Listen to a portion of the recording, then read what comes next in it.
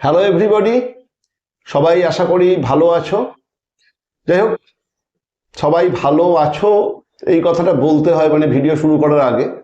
জানি তোমরা খুব একটা ভালো নেই, তার কারণ কোনো ঘটনাই তোমাদের যে খুব তোমাদের পছন্দের ঘটনা ঘটছে এরকম কিছু ব্যাপার না। দেখো, আমি সোজা সাপটা কথা বলতেই ভালোবাসি। চতুর্দিকে যে সমস্ত ঘটনা ঘটছে কোনোটাই চাকরি প্রার্থীদের জন্য খুব একটা আশাব্যঞ্জক বা উৎসাহব্যঞ্জক নয়। আমরা মানে ইনফ্যাক্ট আমরা না, আমি বিভিন্ন জায়গা থেকে বিভিন্ন রকম খবর পাই। সেই সমস্ত খবর তোমাদের হয়তো সরবরাহ করি, কিন্তু তাতে মানে সেই খবর আমি জাস্ট খবরটা পরিবেশন করি, যদিও সেটা পরিবেশন করা না করাতে কিছু যায় আসে না, কিন্তু এই ইচ্ছা হয় তাই খবর পরিবেশন করি। তা কিছু মেলে কিছু মেলে না, বেশিরভাগই মেলে না। যে সমস্ত তথ্য পাই সেই তথ্যগুলো কখনো হয়তো ইম্পর্টেন্ট থাকে, পরবর্তী ক্ষেত্রে বিভিন্ন রকম রাজনৈতিক কারণে সেই সমস্ত তথ্যের দিক পরিবর্তন হয়ে যায়। এইসবের মাধ্যমে যে ঘটনাটা ঘটে যে আমাদের ভিডিও করা হয়, অনেকের এর মাধ্যমে ইনকাম হয়, আর অন্য কিছু ঘটনা খুব একটা হয় বলে মনে হয় না। তোমাদের কিছুটা সময় সুন্দরভাবে কাটে এই সমস্ত তথ্য সংগ্রহ করে, কিন্তু এই তথ্যের মাধ্যমে কিছু আলটিমেটলি হয় না। কেন এটা বলছি, মানে কোনো জিনিসটাই চাকরি প্রার্থীদের জন্য খুব একটা আহামরি ভালো আশেপাশে ঘটছে আমার সেটা মনে হচ্ছে না। যাই হোক, প্রথমে আসি সেকেন্ড এসএলএসটি বিষয়ে একটা কথায়, যে সেকেন্ড এসএলএসটিতে তোমাদেরকে আমি আমার সীমিত ইংরেজি জ্ঞান এবং ওই যে একটা নোটিশ আদার ব্যাকওয়ার্ড ক্লাস ওয়েলফেয়ার ডিপার্টমেন্ট থেকে পাবলিশ হয়েছিল সেটাকে পড়ে আমার মনে হয়েছিল যে সেকেন্ড এসএলএসটি 7% রিজার্ভেশন মেনটেন করেই আসবে। যখন আসবে মানে এখনই আসার কথা বলছি না, যখন সেই সমস্ত রেজাল্ট বেরোবে 7% ওবিসি রিজার্ভেশনকে ফলো করেই বেরোবে। এবং তারপরে কে কেস করবে কি কেস করবে না এইসব আমি জানি না, বা এটা উচিত কি উচিত না তাও আমি জানি না। কারণ এই সমস্ত উচিত অনুচিত, কেস করব না, এই ওবিসি রিজার্ভেশন আছে নেই, কার তাতে উপকার হবে কার উপকার হবে না, ইডব্লিউএস এর মাধ্যমে কে মানে ইডব্লিউএস কাউকে দেওয়া হবে কি হবে না, এই সমস্ত জিনিস নিয়ে আমাদের মানে আমার অন্ততপক্ষে বলা উচিত না। কারণ জানি না তো যে এগুলো কি ঘটবে, যেটা মনে হবে সেটা বলবো, তারপরে দেখা যাবে যে সেটাই হচ্ছে না, অন্য কিছু হচ্ছে। ঠিক আছে, এই জন্য এই সমস্ত তথ্য দেওয়া বন্ধ করে দেওয়াটা সব থেকে বুদ্ধিমানের কাজ, মানে তাতে নিজেকে অপমানিত কম হতে হয়। কেন বলছি, এই 7% রিজার্ভেশনের ব্যাপারটা আমি বলেছিলাম, তোমরা আমাকে মনের সুখে মানে যাদের যাদের পছন্দ হয়নি, তো স্বাভাবিক, যার যেখানে পছন্দ হবে সে তখন ভালো বলবে, যার যেটা পছন্দ হবে না সে সেটাতে খারাপ বলবে, দু চারটে খারাপ কথা লিখবে। এছাড়া তো আর অন্য কিছু তোমাদেরও কিছু করার নাই, আমাদেরও কিছু করার নেই। যাই হোক, এসএসসি ওবিসি বিষয়ে একটা খবর তোমরা অলরেডি দেখে নিয়েছো, আগামীকালই এটা বেশ হাইলাইট করে খবর দেওয়া হয়েছে যে এসএসসি নিয়োগে ওবিসি সংরক্ষণ 17% নয় 7% করা হবে, জানিয়ে দিলেন স্কুল শিক্ষামন্ত্রী মাননীয় শ্রী দীপক বর্মন। সোমবার বিদ্যাসাগর ভবনে শিক্ষকদের প্রশিক্ষণ শিবির উদ্বোধন করে এমনটাই বললেন পশ্চিমবঙ্গের স্কুল শিক্ষামন্ত্রী দীপক বর্মন। এই ব্যাপারে তিনি বলেন, কত শতাংশ সংরক্ষণ হবে বিষয়টা স্কুল সার্ভিস কমিশন দেখছে, তবে 7% হওয়ার কথাই জানতে পেরেছি। কাজেই বুঝতে পারছো, যেখানে স্কুল শিক্ষামন্ত্রী যিনি কিছুদিন আগে পর্যন্ত অতি দ্রুত নিয়োগ হবে সমস্ত ব্যবস্থা আমরা দেখছি, আপনারা অপেক্ষা করুন স্কুল শিক্ষামন্ত্রীর, আমি স্কুল শিক্ষামন্ত্রী হিসেবে এটা বলছি ওটা বলছি, যে সমস্ত কথা তিনি বলেছেন, তিনি এখন কেমন বলছেন যে ওবিসি রিজার্ভেশন 7% হবে, এবং সেটা তিনি এসএসসি মারফত বা স্কুল সার্ভিস কমিশন এই বিষয়টা দেখছে এবং তিনি সেটা হওয়ার কথা জানতে পেরেছেন, মানে তার কাছেও ডেফিনিট কোনো খবর নেই। কাজে যেখানে স্কুল শিক্ষা মন্ত্রীর কাছে ডেফিনিট খবর নেই, সেখানে আমি কে? তাও তো দেখি আমার কথাই আলটিমেটলি মিলে যায়। যাই হোক, তোমরাই বাকি। ওবিসি রিজার্ভেশন 7% হবে, এসএসসিতে ওবিসি রিজার্ভেশন 7% হবে, কেন হবে সে বিষয়ে তোমাদেরকে বলেছি। আমি ইংরাজি পড়ে বলেছি, আমি কি হবে না হবে ওইসব না, আমি যেটা নোটিশ বেরিয়েছে সেই নোটিশের এক্সাক্ট মানে কি, সেই মানে সেই মানের মাধ্যমে কি বোঝানো হচ্ছে সেই নোটিশটার মাধ্যমে, সেটাকে আমি ট্রান্সলেট করেছি, সেই অনুযায়ী আমার মনে হচ্ছে 7% হবে। এবং আবহাওয়া জলবায়ু বলছিল যে 7%-এর দিকেই সরকার এগোচ্ছে, সেটাই হবে। আর কোন জায়গায় আটকে রয়েছে, মানে ওই 2016 সালের তৎকালীন যারা চাকরি করতেন, যারা বর্তমান এই প্রসিডিউরের মধ্যে রয়েছে, তাদের জন্যই এই 17% আর 7%-এর বিষয়টাতে এসএসসি একটু আটকে রয়েছে। তাও তারা সেটা সুপ্রিম কোর্টে অ্যাপ্রোচ করতে যাবে, সেটা তোমাদের জানিয়েছিলাম। যাই হোক, একটা কথা বলে নিই যে এসএসসি এখনো সুপ্রিম কোর্টে অ্যাপ্রোচ করেছে বলে খবর নেই। ভেতরে ভেতরে করতে পারে, কারণ প্রত্যেকটি গভর্নমেন্টেরই ওই নিজস্ব লিগাল সেল থাকে, তারা এই বিভিন্ন রকম কোর্টের বিভিন্ন রকম মানে হাইকোর্ট, সুপ্রিম কোর্ট এই সমস্ত কেস হ্যান্ডেল করে। তারা মানে কাউকে না জানিয়েও সেই কেসের হ্যান্ডেল করে নিতে পারে। মানে তোমরা হয়তো জানো না বা আমরা হয়তো তথ্য পাচ্ছি না, ভেতরে ভেতরে ডেটক্ষণ সমস্ত নির্ধারিত হয়ে যেতেও পারে। আচমকা একদিন সেটা প্রকাশ হবে, দিনের আলো দেখবে, এরকম হতেই পারে। মানে এগুলো হয়, হতে পারে, মানে এরকম হয়। কাজেই কিন্তু এখনো যেটা আমাদের কাছে তথ্য, এখনো এসএসসি সুপ্রিম কোর্টে গিয়ে লাইফ এক্সটেনশন বিষয়ে 31 আগস্টের পরে যে লাইফটা চাওয়া হবে সেই বিষয়ে এখনো চেয়েছে বলে খবর নেই। যদি না ভেতরে ভেতরে চেয়ে থাকে এবং শেষ মুহূর্তে খবরটা প্রকাশ করে, আমরা তো খবরের উপর বিশ্বাস করি, মানে খবর দেখি তারপরে তো বলি, সেরকম কোনো খবর নেই। আর কতদিন এসএসসি চাইবে সে বিষয়ে কোনো খবর নেই। শুনেছি ওই এই ফিনান্সিয়াল ইয়ারের শেষ পর্যন্ত চাওয়া হবে, আবার কেউ কেউ বলছে যে ফেব্রুয়ারি পর্যন্ত চাওয়া হবে, কেউ কেউ বলছে যে 2 মাস 3 মাস চাওয়া হবে। চাওয়া হলেই যে সুপ্রিম কোর্ট দেওয়ার জন্য বসে আছে এরকম নাও হতে পারে। যাই হোক, ওটা চাওয়া হবে, কোনো একদিন চাওয়া হবে। আর এই তো স্কুল শিক্ষামন্ত্রী তিনি বলছেন যে কত শতাংশ সংরক্ষণ হবে বিষয়টা স্কুল সার্ভিস কমিশন দেখছে, তবে 7% হওয়ার কথাই জানতে পারছি। তিনি এটাও বলেছেন যে স্বচ্ছতার সঙ্গে নিয়োগের জন্য যা প্রয়োজনীয় ব্যবস্থা সব নেওয়া হবে। কাজেই তিনি মানে তারা স্বচ্ছতার সঙ্গে নিয়োগ দেওয়ার জন্য প্রয়োজনীয় ব্যবস্থা নিচ্ছেন এবং সেই বিষয়টাকে, সেই স্বচ্ছতাটাকে ফিরিয়ে আনার জন্য সময় লাগবে। 7% আর 17%, তোমরা যেমন যেমন সব চাইছো তেমন তেমন তারা নিয়োগ দেবেন, হবে। এখন নিয়োগের কথা 31 মার্চের মধ্যে কমপ্লিট হবে বলে গতকালই আমাদের মাননীয় মুখ্যমন্ত্রী বলেছেন।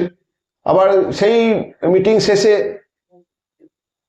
যখন সাংবাদিকরা তাকে কিছু প্রশ্ন করে, সেখানে এসএসসির বিষয়ে, এই স্কুল সার্ভিসের বিষয়ে যখন প্রশ্ন করে, তখন তিনি বলেছেন যে আমি তো এখন এসএসসিতে এখন চেয়ারম্যান চলে এসছেন, এসএসসি এখন নিজের দায়িত্ব নিজেরাই নিতে পারবে, তারাই ঠিক করবে।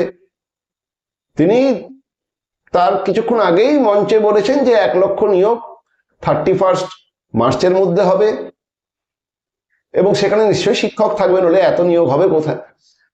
সেটা নতুন নিয়োগ না পুরনো নিয়োগ? তখনও তার কথা শুনে মনে হয় এগুলো নতুন নিয়োগ, কিন্তু তারপরেই আবার অন্য কোনো জায়গা থেকে মনে হয় যে, মানে অন্য কোনো জায়গার খবর এসে মনে হয় যে না, এগুলো নতুন নিয়োগ না পুরনো নিয়োগ। এক্স্যাক্টলি কেউ তো কিছু খুলে খুলে বলে না যে এটা নতুন নিয়োগ, এটা পুরনো নিয়োগ, আদপে নিয়োগ দেব না, এরকম একটার পর একটা নতুন নতুন কেসকে অ্যাড করার স্কোপ দেব, সময় চাইবো, কেউ বলে না। সব হবে, অতি দ্রুত হবে, সব স্বচ্ছতার সঙ্গে হবে, এই কমিশন আসবে, ওই কমিশন আসবে, নিয়োগ হবে। নিয়োগের লালিপপ তো চলছেই, নিয়োগের লালিপপ তো থাকেই, নিয়োগ হবে, এক সময় না এক সময় তো নিয়োগ হবেই, কোনো না কোনো ক্ষেত্রে তো নিয়োগ হবেই। যাই হোক, যেমন মানে যেটা বলার, যে গতকালই শুনলাম 1 লাখ নিয়োগ 31 মার্চের মধ্যে হবে। আগে শুনেছি যে শিক্ষকের মানে এই সেকেন্ড এসএলএসটি জটটা কাটিয়ে তোলা হবে, কিন্তু আজকে অলরেডি 18 তারিখ হয়ে গেল, এখনো মানে 31 তারিখে এই লাইফ স্প্যান শেষ, এখনো এসএসসি সুপ্রিম কোর্টে কোনো ইনিশিয়েটিভ নিয়েছে সেরকম কোনো তথ্য নাই। 7% রিজার্ভেশন হচ্ছে, এবার 7% রিজার্ভেশন দেওয়ার পরে যারা 17%-এ পরীক্ষা দিয়েছিল, 7%-এ এখন যদি নিয়োগ দেওয়া হয় তাদের কি হবে? যারা অলরেডি কাউন্সেলিং করেছে তাদের কি হবে? কোনো কিছুরই সদুত্তর নেই। আর 21 তারিখে ক্যালকাটা হাইকোর্টে জাস্টিস সিনার বেঞ্চে, সেখানে এসএসসি আইনজীবী কি বলবেন, অনলি গড নোজ, আর তারা জানে। আর যাই হোক, গতকাল পিএসসির বিষয়েও, পিএসসির নিয়োগ বিষয়ে কিছু তথ্য দিয়েছি। আমরা তথ্য পাই তাই তথ্য বলি, আমি তথ্য পাই তাই তথ্য বলি। নইলে আমার এখন আর মানে আমি রিটায়ারমেন্টের কাছে চলে এসেছি, আমার আর এখন ওই পিএসসিতে চাকরি পাওয়ার কোনো ব্যাপার নেই, ইনফ্যাক্ট এসএসসিতেও চাকরি পাওয়ার কোনো ব্যাপার নেই। কাজেই আমার যেটা বলা সেটাই ইনফরমেশন এসেছে, ঠিক আছে, তোমাদের এগুলো শুনলে যদি একটুখানি হেল্প হয় সেই জন্য বলা। তোমরা আবার মানে তোমাদেরকে ইনফরমেশন দিতে ইচ্ছাও করে না, কারণ তোমরাও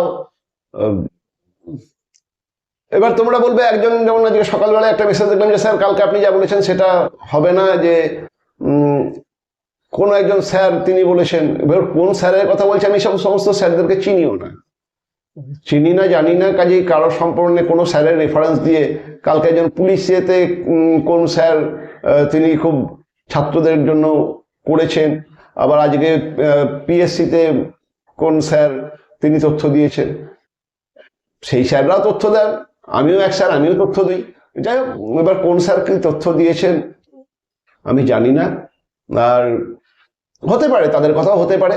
আমি কি বললাম যে একটা তথ্য এখনই একটা আসে, এ তো সম্পূর্ণ ঠিক করবে সেই রেজাল্ট কবে বেরোবে, কি ঘটনা ঘটবে, আদবে বেরোবে কি না, নাকি এই সমস্ত কথা তোমাদেরকে শোনানো হবে, এই লালিপপ খাওয়ানো হবে, এ তো উপর মহল স্থির করে।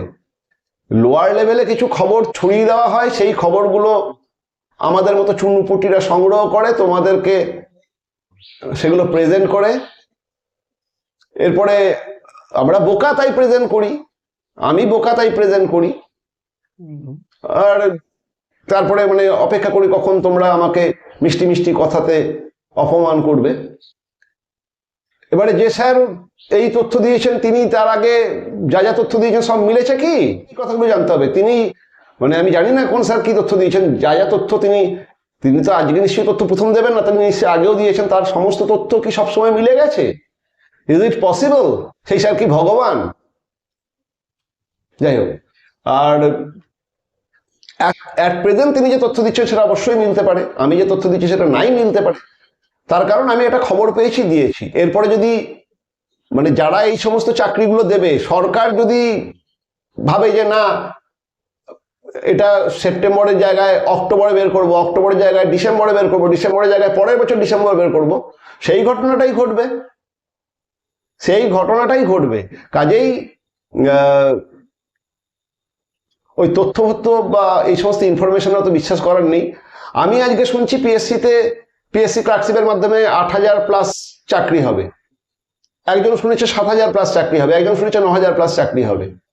আলটিমেটলি আমাদের কারোর কথাটা ঠিক নাই হতে পারে, কারণ আলটিমেটলি যারা দেবে চাকরি তারা ঠিক করবে কত চাকরি হবে। আমরা একটা অ্যাজাম্প করে বলতে পারি, কিছু তথ্যের মাধ্যমে বলতে পারি, কিছু পুরনো ডেটা ঘেটে বলতে পারি যে এইটাই হয়, এটাই হবে। এরপরে যদি রাতারাতি সমস্ত নিয়ম নীতি চেঞ্জ হয়ে যায়,